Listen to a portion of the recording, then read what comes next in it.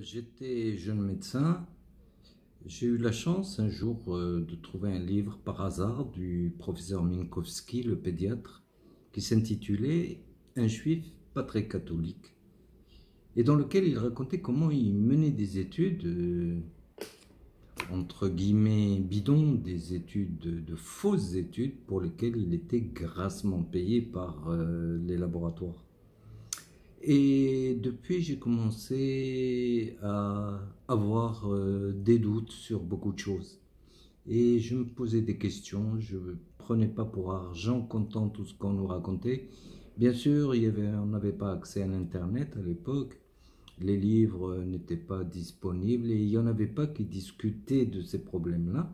Mais toujours est-il que par la suite, des laboratoires venaient nous demander des études sans vérifier si elles étaient justes ou pas justes. Et donc, dans toutes ces données, surtout avec l'intrusion de l'Internet dans nos vies, on avait de la documentation à n'en pas finir.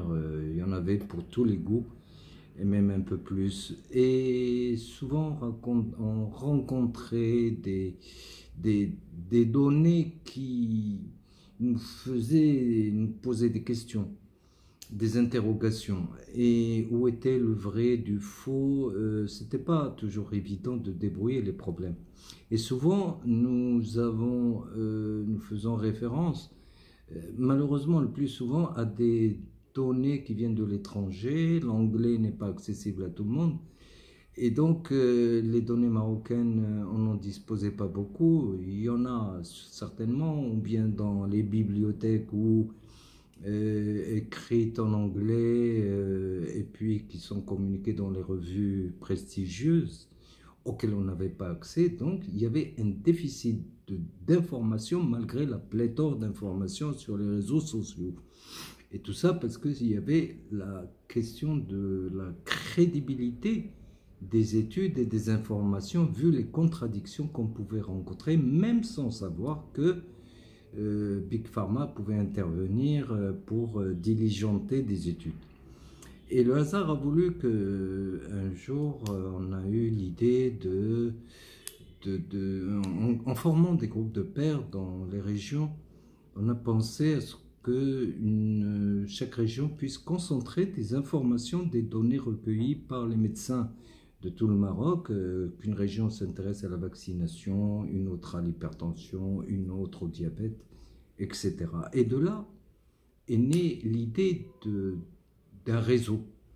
Un réseau qu'on a intitulé le réseau généraliste d'alerte et de recueil de données sanitaires. RE pour réseau, G généraliste. Généraliste ne veut pas dire médecin généraliste, mais généraliste qui peut intéresser tous les médecins, les laboratoires, les vétérinaires, les pharmaciens, et qui pouvait traiter de n'importe quel thème, n'importe quel sujet qu'on veut étudier. Donc généraliste d'alerte.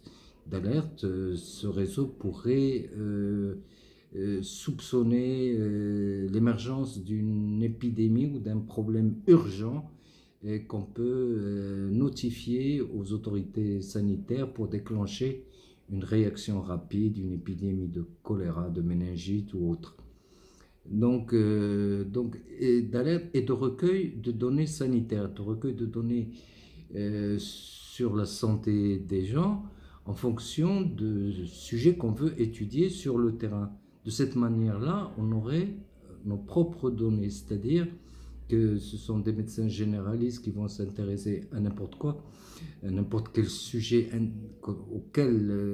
pour lequel on voudrait des réponses, et voir le profil épidémiologique ou l'effet de certains médicaments ou d'une analyse, et voir un peu à travers une grande masse de médecins sentinelles, voir comment ça se passe, et puis donner donc le résultat des épidémiologistes, des statisticiens, et pour avoir des études réelles, conformes à la réalité de notre population et de notre pays. Donc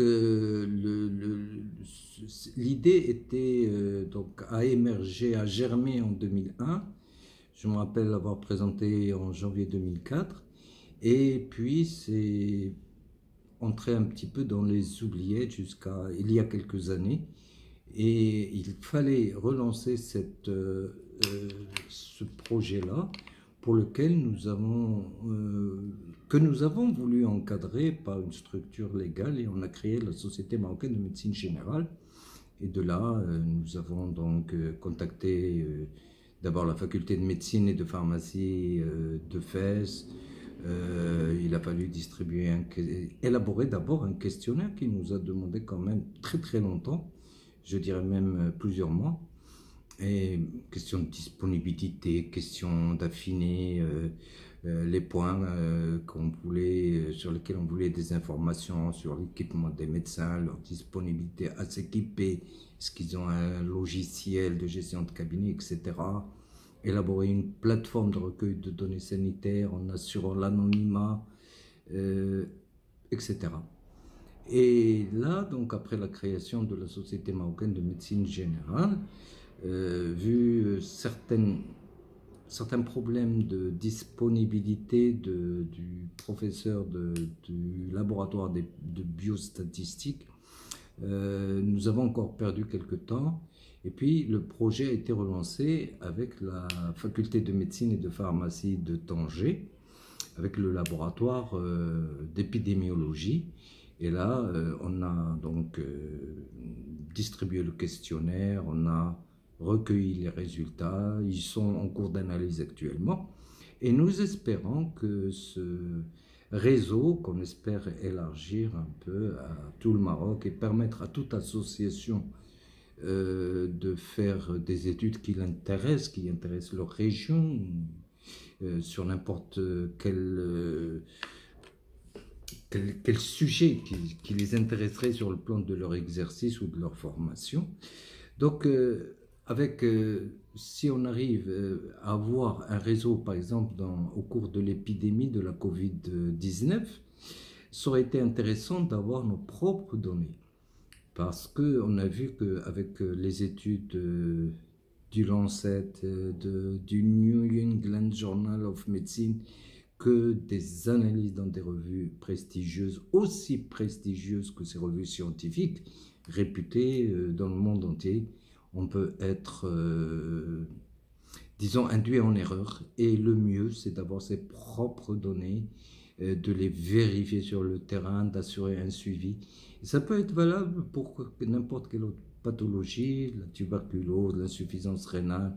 Et cela est important parce que ça peut déboucher d'abord sur une conduite à tenir, une prise en charge commune de tous les médecins, en partenariat avec les facultés, avec les spécialistes, avec les hôpitaux, et nous permettre donc à travers ce suivi au quotidien, faire des publications aussi, pourquoi pas, permettre à des jeunes de faire des présentations dans les congrès et publier dans les revues scientifiques, et pourquoi pas créer notre propre revue scientifique qui serait alors là étroitement surveillée par les facultés, c'est-à-dire que ce serait du vrai de vrai. Et disons que c'est une solution d'avenir, surtout pour les jeunes qui ne demandent qu'à avoir un modèle de comportement, un modèle de médecin, un modèle d'enseignant comme on les avait connus quand nous étions étudiants, et puis qu'ils se prennent en charge eux-mêmes, ils en sont tout à fait capables. Il suffit juste de leur donner confiance en eux-mêmes, de leur ouvrir la porte et de leur permettre de s'exprimer. Et là, on peut avoir des surprises énormes, parce que non seulement ils vont développer, recueillir leurs propres données, faire leurs propres analyses, mais là aussi, ils vont pouvoir développer le doute et l'esprit critique. Et je pense que le propre d'un scientifique, c'est de douter et de vérifier et d'essayer d'améliorer. Et c'est comme ça que la science avance, parce que quand on a des certitudes, quand on a des données, des certitudes bien assises, on ne peut pas évoluer parce qu'on fait du surplace. Et là, c'est un projet qui est dédié à tous les médecins. et c'est un projet qui est dédié essentiellement aux jeunes. J'espère qu'ils en feront bon usage dans leur intérêt certainement, mais aussi dans l'intérêt des populations qu'ils auront à soigner et puis de l'économie de la santé en général et pour la gloire de la médecine et de la science en général et que toutes les facultés de médecine puissent s'approprier ce projet, faire des études, publier, etc. Et forcément, on va tirer toute la médecine et la science vers le haut. Et j'espère que ce projet ne s'arrêtera jamais.